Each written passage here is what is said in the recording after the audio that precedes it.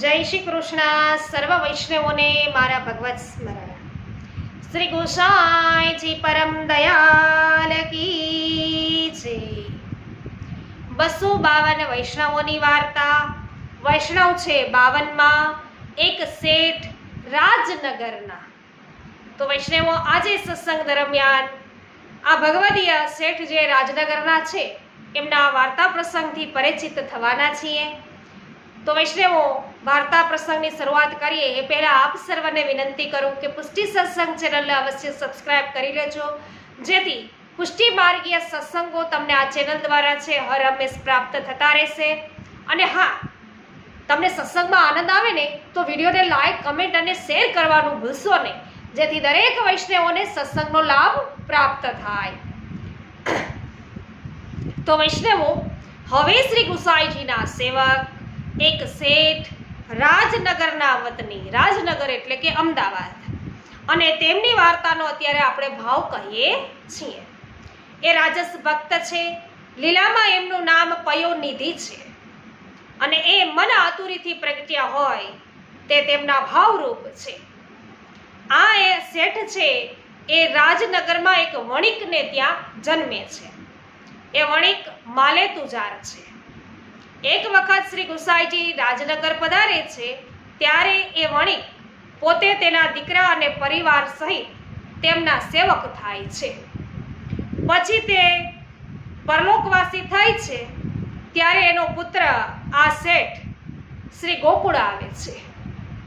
તે શ્રી ગુસાઈજીની ખૂબ જ સેવા કરે છે અને પછી તે તેમને મહારાજાધિરાજ, મને ભગવત સેવા પધરાવી આપો એવી એમને વિનંતી કરે છે. ત્યારે શ્રી પ્રભુ તેને શ્રી લાલજીનું એક સ્વરૂપ સેવા અર્થે છે એ પધરાવી આપે છે અને એની સારી રીતે સેવા કરવાની આજ્ઞા કરે છે.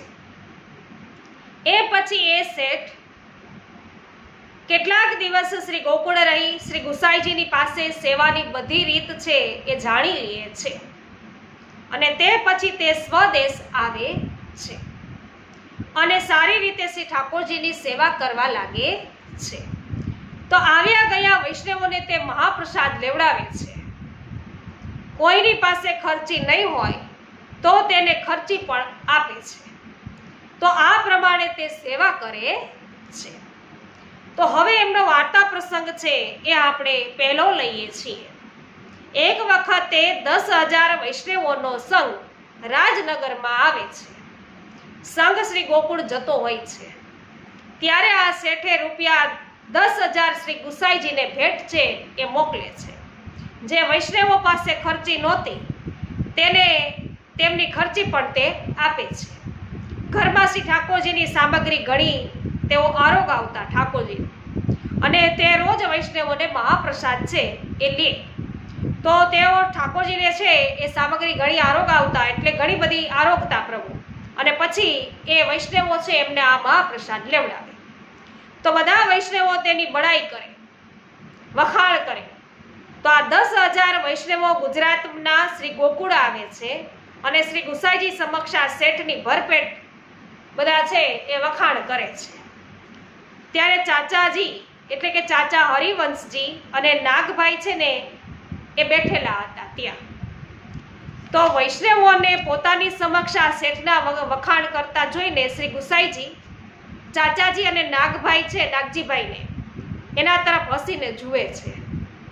ત્યારે બંને શ્રી પ્રભુને, મહારાજાધિરાજ, એ શેઠ આપના સેવક છે, તેમના વખાણ થાય તે યોગ્ય જ છે. આપ એ શેઠના વખાણ સાંભળીને કશું બોલ્યા નહીં અને હસીને અમારા તરફ કૃપા કટાક્ષ કરીને જોયું, એનું કારણ શું? એમ નમ્ર ભાવે છે આ બંને વૈષ્ણવોએ પૂછ્યું. ત્યારે છે શ્રી ગુસાઈજી, ભેટ મનોરથ છે ને કે બે પ્રકારના છે.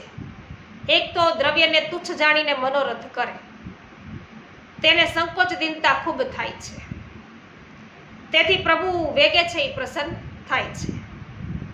તો જે દ્રવ્યને પદાર્થ જાણીને ભેટ કરે છે તેને દીનતા સિદ્ધ થતી નથી અને પોતાનો ઉત્કર્ષ મનમાં રહે છે એમ કહે છે.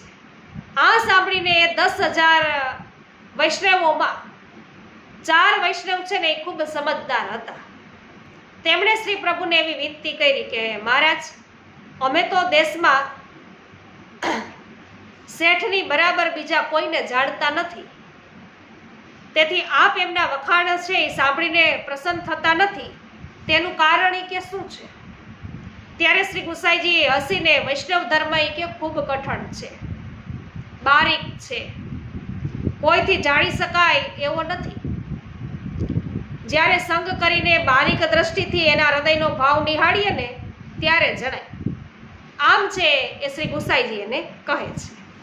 ત્યારે 4 વૈષ્ણવો તેમને મહારાજ, આવા વૈષ્ણવને આપ કૃપા કરીને બતાવો તો 4 રાત અમે એમનો સંગ કરીએ એવી વિનંતી કરે છે.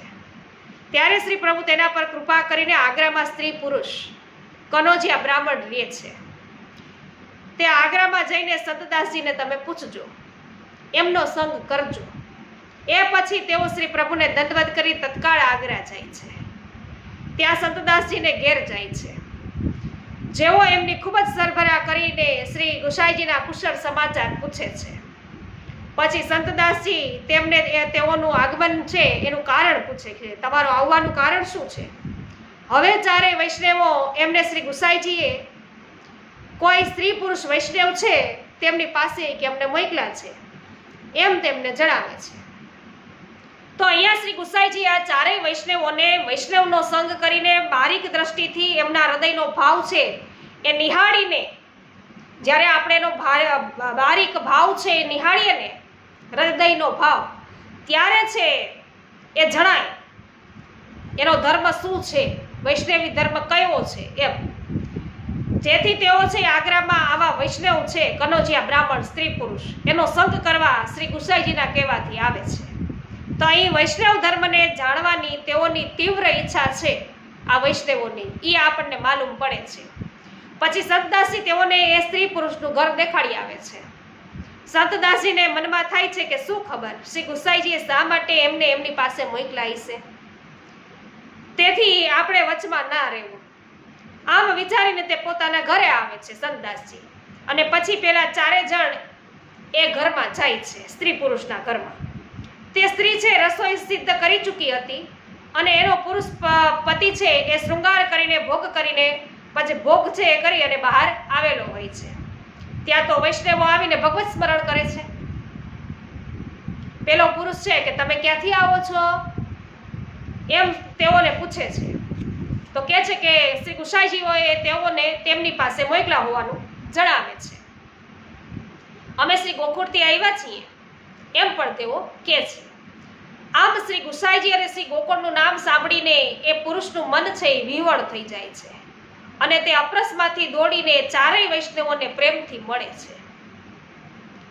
તો એ 4 વૈષ્ણવોને તેના ઘરે ઉતારો આપીને ત્યાં ઉષ્ણોદક એટલે ગરમ પાણીથી સ્નાન કરવા તેઓને કહે છે અને 4 રાજભોગ આરતીના દર્શન કરી યમુના સ્નાન કરીને પછી આવીશું. તેથી હવે તો તમારી સેવામાં જે કાર્ય કરતા હોય તે તમે કરો એમ તે કહે છે. તો વૈષ્ણવો પેલા પુરુષને શ્રી ગુસાઈજી અને શ્રી ગોકુળ પ્રત્યે એટલો બધો ભક્તિ ભાવ પૂજ્ય ભાવ છે કે તેનું મન છે એ શ્રી ગુસાઈજી અને શ્રી ગોકુળનું નામ સાંભળીને જ વિહવળ થઈ ગયું છે અને તરત જ છે અપરસમાંથી દોડીને 4ને પ્રેમથી છે એ મળે છે. તો એ પછી પેલો બ્રાહ્મણ વૈષ્ણવ નાહીને ફરી મંદિરમાં જાય છે. શ્રી ગુસાઈજીએ 4 વૈષ્ણવોને શ્રી ગોકુળ મોકલ્યા છે. શ્રી ગુસાઈજીએ આપણા પર છે આથી બહુ મોટી કૃપા કરી છે, એ આપણને સંભાળે તો છે એમ તેની સ્ત્રીને એ કહે છે. સ્ત્રી તેને વળતો જવાબ આપીને શ્રી ગુસાઈજી પરમ દયાળુ છે કે આપણા જેવા નિસાધન જીવને એ સંભાળે છે, સાંભળે છે એમ કહે છે. અને પછી તેને ઘરમાં જ ઘી ઓછું હોય બજારે જાય છે. તો પોતે રાજભોગ ધરે ત્યાં સુધીમાં ઘી લાવવા માટે એને કીધું છે અને પછી એ કટોરી લઈ માથે પાઘડી ધરી અને તરત જ બજારે જાય છે. એક વણિકે ત્યારે જ છે એ ઘી લીધું હતું, જેને તે તાવીને ગાળીને પોતાના વાસણમાં ખાલવી રહ્યો છે. તો આ વૈષ્ણવને ઘેર આવીને સ્નાન કરવાનો અને પાક છે એની યાદ રહેતી નથી, અને સ્ત્રી રસોઈ કરીને ભીતર જ્યાં રાજભોગ ધરે છે ત્યાં તે પણ ભોગ ધરે છે. બંને સ્ત્રી પુરુષ માનસી સેવાનો ભાવ વિચારે છે, જેથી સ્ત્રીને પણ કશી સુધબુધ રહેતી નથી. આમ એ બંને રાજભોગ ધરીને બહાર આવીને શ્રી નંદરાયજીના ઘરની સેવાના, વ્રજ ભક્તોના ઘરની સેવાના તેમજ શ્રી વૃષભાણજીના ઘરની સેવાના રાજભોગનો ભાવ છે એ વિચારવા લાગે છે. તો વૈષ્ણવો વાર્તામાં શું થયું કે શ્રી ગુસાઈજીને 4 વૈષ્ણવોએ છે એને મોકલીને આપણને કે સંભાળ્યા છે, એટલે કે શ્રી ગુસાઈજી આપણને યાદ કરી રહ્યા છે આ વૈષ્ણવો મોકલીને. તો જેના નિસાધન, આપણા જેવા નિસાધન જીવ છે એમને તેઓ યાદ કરે છે. એવા બ્રાહ્મણ વૈષ્ણવ સ્ત્રી પુરુષના સંવાદમાં શ્રી પ્રભુની પરમ કૃપા અને કરુણા જોવા મળે છે. વળી એ બંને બ્રાહ્મણ વૈષ્ણવ સ્ત્રી પુરુષ નિસાધન હોવા છતાં ચારેય વૈષ્ણવોની સરભરા તો રૂઢી રીતે કરે છે. સ્ત્રીના કહેવાથી પુરુષ છે તરત જ ઘી લેવા માટે બજારે દોડીને જાય છે, અને એમાં એ બંનેની પરોણાગત કરવાની વૃત્તિ, અતિથિ દેવો ભવની ભાવના તેમજ અતિથિ છે એના પ્રત્યેનો એનો અહોભાવ આપણને જોવા મળ્યો છે. તો વૈષ્ણવો આ જે વાર્તા પ્રસંગ છે એમાં એક સ્પષ્ટ વાત એ છે કે રાજભોગ ધરવા પૂર્વે સ્નાન આદિથી દેહ શુદ્ધિ કરવી જરૂરી છે. આને શું કર્યું છે કે તરત જ બજારમાં છે ઘી લેવા ગયા છે અને તરત જ પારી પાછા છે મંદિરમાં નાહ્યા વગર જ બજારેથી આવી અને સીધા અંદર મંદિરમાં જતા રહ્યા છે. તો અહીં દેખાયું છે કે વૈષ્ણવે ભગવત સેવા વ્રજ ભક્તોના ભાવથી એ કરવી, તેથી નિરોધ સિદ્ધ થાય. ભોગ ધરાવ્યા પછી સમય અનુસાર તે આરોગાવાની ભાવના કરવી. તે કઈ રીતે કરવી, અહીંયા એ લોકોએ છે કઈ રીતે ભાવના કરી એ આપણે જોયું કે વ્રજ ભક્તોના ઘરની, નંદરાયજીના ઘરની, વૃષભાનજીના ઘરની એ લોકો ભાવના કરે છે. તો આ રીતે ભોગ ધરાવ્યા પછી સમય અનુસાર આરોગાવાની ભાવના કરવી. તે કઈ રીતે કરવી તો કહે છે કે સિદ્ધકાળ હોય તો નંદાલયમાં શ્રી ઠાકોરજી ભોજન કરે છે. ક્યારેક વ્રજ ભક્તોને ત્યાં નોતરા છે તેથી ત્યાં ભોજન કરે છે. આ પ્રકારે છે એ ભાવ વિચારવો. તો ઉષ્ણકાળમાં છે એ છાકની ભાવના કરવી. શ્રી અમનાપુલીન, સઘનવન, શ્યામઢાક વગેરે સ્થળે શ્રી ઠાકોરજી ગાય ચરાવે છે. ત્યાં શ્રી ઠાકોરજી સખા મંડળી સાથે હાસ્ય વિનોદ કરે છે. તે વખતે તેમને ભૂખ લાગી છે એટલે વૃક્ષો પર ચડીને ઘરની છાકારીઓની ભાળ તેઓ કાઢે છે, અને ક્યારેક છાકારીઓ માર્ગ ભૂલી જાય છે ત્યારે પ્રભુ પોતે મુરલી છે એ વગાડે છે, વેણું વગાડે છે.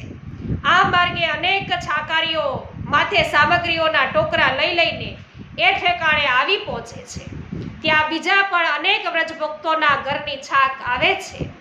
તો શ્રી ઠાકોરજી સખાઓને જૂઠન આપે છે. ત્યાં જાત જાતની રમતો રમાય છે. ક્યારેક છીના ઝપટી પણ થાય છે, ક્યારેક હાસ્ય રમૂજ પણ થાય છે. આમ અનેક ભાવનાઓ કરવી. તો વૈષ્ણવો વસંત ઋતુમાં કઈ રીતે ભાવના કરવી આવતીકાલે આપણે બીજા વિડીયો દ્વારા છે એ જાણીશું.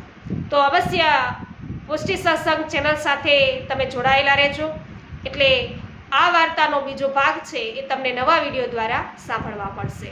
તો વૈષ્ણવો આજે તો ખૂબ જ આનંદ થયો. તમને જો સત્સંગમાં આનંદ આવ્યો હોય તો વિડીયોને લાઈક, કમેન્ટ અને શેર કરવાનું ભૂલશો નહીં, જેથી દરેક વૈષ્ણવોને છે પણ આ આનંદ છે ભગવદ્ ગુણાનુવાદનો એ પ્રાપ્ત થઈ શકે. અને હા, પુષ્ટિ સત્સંગ ચેનલને અવશ્ય સબસ્ક્રાઈબ કરી લેજો. આજે સર્વને મારા જય શ્રી કૃષ્ણ. શ્રી ગોવર્ધન નાથ કી જય. શ્રી ગુસાઈજી પરમ દયાલ કી જય.